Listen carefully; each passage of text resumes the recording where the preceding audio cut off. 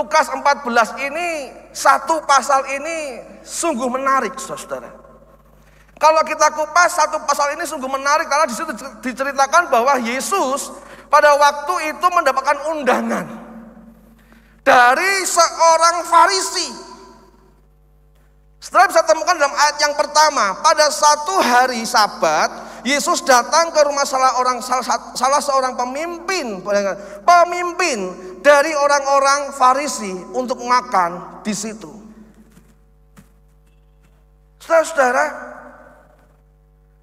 tujuan pemimpin orang Farisi ini mengundang Yesus di hari Sabat itu, tujuannya apa sih sebetulnya? Pemimpin orang Farisi ini mengundang Yesus sebetulnya bukan untuk memberikan sebuah penghormatan kepada Yesus. Pemimpin orang Farisi ini dan ahli Taurat ini mengundang Yesus bukan untuk memberikan sebuah penghormatan. Tetapi di dalam ayat yang kedua, saudara bisa temukan mereka mengamat-ngamati dia dengan seksama. Ayat yang pertama, semua yang hadir mengamat-ngamati dia dengan saksama. Kalau saudara membaca di dalam perikopnya, judulnya adalah lagi penyembuhan pada hari Sabat. Berarti sebelumnya Yesus sudah pernah melakukan penyembuhan di hari Sabat.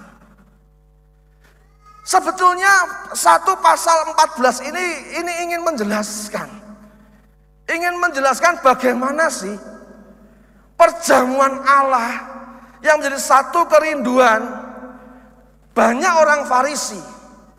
Dan Yesus menjawab di dalam ayat yang ke-15. Tapi kita kembali dari awal tadi bahwa ternyata di dalam satu pasal 14 ini ada pembagiannya, saudara, tentang perjamuan. Tentang sebuah undangan perjamuan. Yang pertama, ayat yang pertama sampai yang ke-6 ini berbicara mengenai ritual sebetulnya. Ritual atau adat istiadat atau hukum Taurat yang pada waktu itu masih sangat dijunjung. Bahkan sampai hari ini oleh orang-orang Farisi, orang-orang Yahudi, ahli Taurat. Karena bagi mereka menyembuhkan seseorang di hari Sabat itu tidak boleh. Menurut tradisi mereka, yang namanya kerja itu ya di luar hari Sabat. Sabat adalah hari khusus di mana mereka harus mengalami senang-senang begitu. Bahagia, memperingati penebusan. Makanya di hari Sabat boleh ada perjamuan. Sehingga khusus untuk menikmati anugerah Tuhan. Dan tidak boleh menyembuhkan di hari Sabat. Tetapi di Sabat sebelumnya Yesus sudah menyembuhkan. Sehingga orang mengatakan, apa tidak bisa toh menyembuhkan di luar hari Sabat? Apa tidak bisa toh? Apa harus mengorbankan hari Sabat toh? Setelah Yesus menjawab, mereka tidak bisa membantah. Akhirnya pemimpin orang-orang Farisi ini mengadakan perjamuan di hari Sabat. Maka di situ tujuan mengundang Yesus hadir dalam perjamuan Sabat itu bukan untuk memberikan penghormatan, tetapi hanya untuk mengamat-ngamati, saudara. Bahkan mereka berusaha untuk menjebak Yesus. Kira-kira Yesus kalau ada orang sakit di hari Sabat ini nyembuhin lagi enggak? Minggu kemarin, Sabat kemarin, Yesus sudah menyembuhkan orang sakit di hari Sabat. Kita coba hari ini. Mereka bersekongkol begitu ya. Kita jebak Yesus kali ini. Diundang di perjamuan, kita persiapkan ada orang yang sakit datang kepada Yesus. Kira-kira dia menyembuhkan enggak? Jadi dalam ayat yang pertama dikatakan semua yang hadir mengamat-ngamati dia dengan seksama. Ayat yang kedua dikatakan tiba-tiba datanglah seorang yang sakit busung air berdiri di hadapannya. Orang sakit jelas kok. Dalam kondisi yang sakit seperti itu kok tiba-tiba ada di depan Yesus, di dalam jamuan itu, saudara, maka mereka mengamat-ngamati. Nah, setelah Yesus memberikan jawaban, Yesus menyembuhkan. Siapa sih yang tidak akan menyelamatkan ternaknya di hari Minggu, yang di hari Sabat yang terperosok? Atau siapa sih yang tidak akan mengangkat anaknya keluar dari lubang di hari Sabat, begitu ya? Siapa? Apalagi menyembuhkan orang di hari Sabat. Dan di dalam ayat yang ke-6 mengatakan mereka tidak sanggup membantahnya. Mereka tidak sanggup membantahnya. Udah gak usah jawab apa-apa lagi, saudara.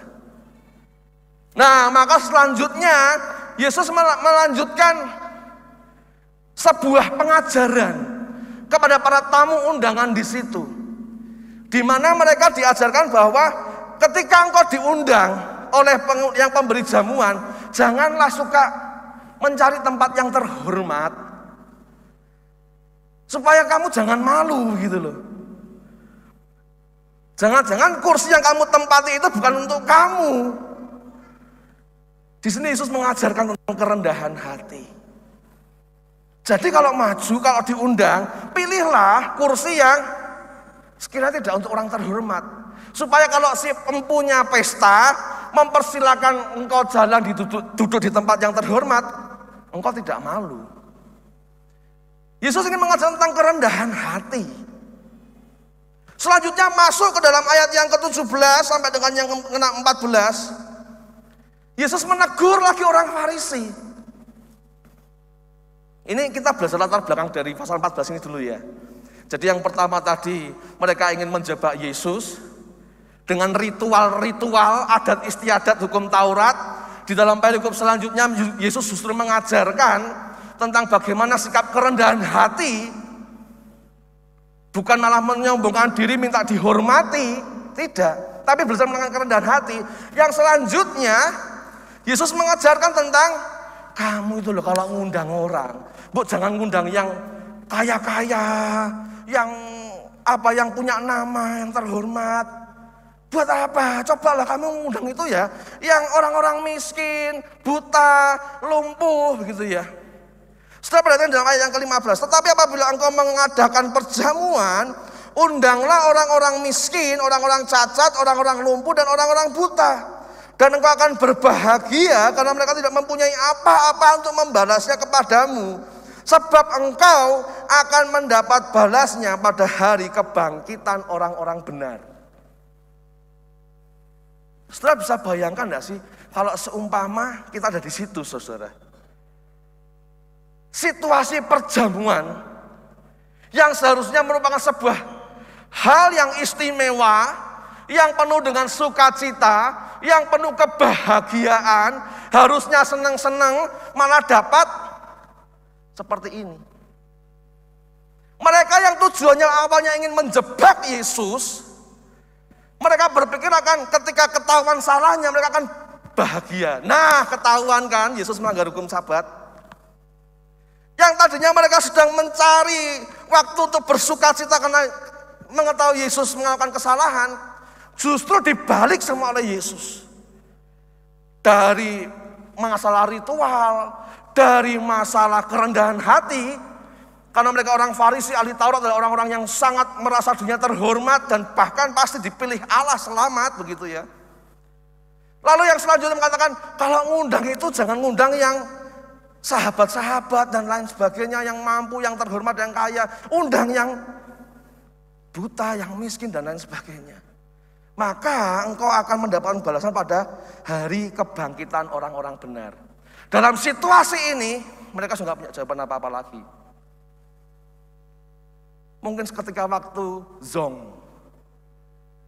Kalau sekarang, zaman sekarang ada suaranya krik krik krik krik krik krik krik begitu. Sudah bingung mau ngapain lagi? Mau ngomong apa lagi yang punya zaman ini? Semuanya hening setelah dijelaskan oleh Yesus seperti itu. Cuman krik krik krik krik krik begitu ya. Nah, masuk di dalam ayat 15, saudara. Mendengar itu, berkatalah seorang dari tamu-tamu itu kepada Yesus, berbahagialah orang yang dijamu dalam kerajaan Allah. Salah satu tamu ini mikir, wah, untuk memecah krik-krik tadi itu, dia melontarkan, dia mengatakan sepakat dengan apa yang dikatakan Yesus. Menerima upah di kebangkitan orang-orang benar. Maka dia mengatakan, berbahagialah orang yang akan dijamu dalam kerajaan Allah. Yesus tahu maksudnya, dia ngomong itu apa, saudara. Yesus memahami mengapa salah satu tamu undangan itu, salah satu dari orang Farisi dan ahli Taurat itu mengatakan seperti itu. Yesus tahu kenapa. Karena bagi orang Farisi, bagi orang Yahudi yang diundang di dalam perjamuan Allah, itu hanyalah mereka sendiri. Di luar Israel tidak mungkin ada orang yang akan dipanggil, apalagi diundang dalam perjamuan Allah. Nah, kalau berbicara mengenai perjamuan Allah, saudara nanti bisa baca di rumah saja. Yang dimaksud perjamuan Allah itu seperti apa sih? Di dalam Yesaya pasal yang ke-25 dijelaskan seperti apa perjamuan Allah itu. Satu situasi yang diberikan kemenangan oleh Allah. Perjamuan adalah satu kerinduan sebetulnya. Jadi perjamuan Allah itu merupakan satu kerinduan bagi orang-orang Farisi. Dijamu di dalam kerajaan Allah. Artinya itu akan ketika Mesias datang, Mesias memerintah, maka semua orang Yahudi dimuliakan. Apalagi orang Farisi, ahli Taurat, yang selama ini merasa dirinya sudah berhasil mempertahankan hukum Taurat. Maka Yesus menggempur di pertama tentang mengenai adat istiadat, penyembahan di hari Sabat. Orang Yahudi merasa, wah, orang Farisi ahli Taurat merasa, aku ini loh yang sudah berhasil mempertahankan hukum-hukum Musa. Aku ini loh, karena usahaku, aku ini pasti akan dipilih untuk masuk perjamuan kerajaan Allah. Makanya untuk bicara mengenai kerendahan hati, mungkin mereka tidak punya, saudara. Karena pikirnya apa? Bagi mereka ini sudah termasuk orang terhormat, men. Aku ini terhormat, kalau nggak ada aku siapa yang akan melestarikan hukum Taurat ini? Karena aku yang melestarikan aturan-aturan saat ini. Kalau nggak ada aku, siapa? Jadi merasa orang-orang Yahudi, ahli Taurat, orang-orang Farisi itu merasa dunia itu pasti diundang dalam kerajaan Allah. Diundang perjamuan kerajaan Allah. Yesus tahu, Yesus paham kenapa mereka ini mengatakan seperti itu. Karena mereka merasa dunia terhormat, sehingga mereka merasa anti kalau bergaul dengan yang tidak selevel begitu. Kamu sudah melakukan hukum Taurat belum? Belum. Kita nggak selevel. Karena aku melakukan hukum Taurat. Mungkin ada yang mengatakan, kamu sudah melakukan perpuluhan belum? Aduh, belum. Wah, enggak bisa. Kamu belum melakukan perpuluhan, enggak bisa selevel dengan aku. Kamu sudah sunat belum? Belum. Enggak bisa. Kamu enggak sesuai dengan hukum Taurat. Kamu harus sunat dulu, kamu harus ngisi perpuluhan dulu, baru engkau akan jadi sama seperti aku, masuk dalam undangan perjamuan kerajaan Allah. Itu konsep berpikir orang Farisi ahli Taurat pada waktu itu, saudara. Dan Yesus menangkap itu. Oleh sebab itu Yesus memberikan sebuah perumpamaan. Ayat yang ke-16, tetapi Yesus berkata kepadanya, ada seorang mengatakan perjamuan besar, dan ia mengundang banyak orang. Menjelang perjamuan itu dimulai, ia menyuruh hambanya mengatakan kepada para undangan, marilah sebab segala sesuatu sudah siap. Dalam tradisi Yahudi, yang namanya dijamu itu ya, berarti makan roti. Jadi merupakan satu kehormatan kalau bisa makan roti di dalam kerajaan Allah. Seluruh orang Yahudi menantikan perjamuan kerajaan Allah ini, saudara. Orang Farisi, ahli Taurat, paling pede.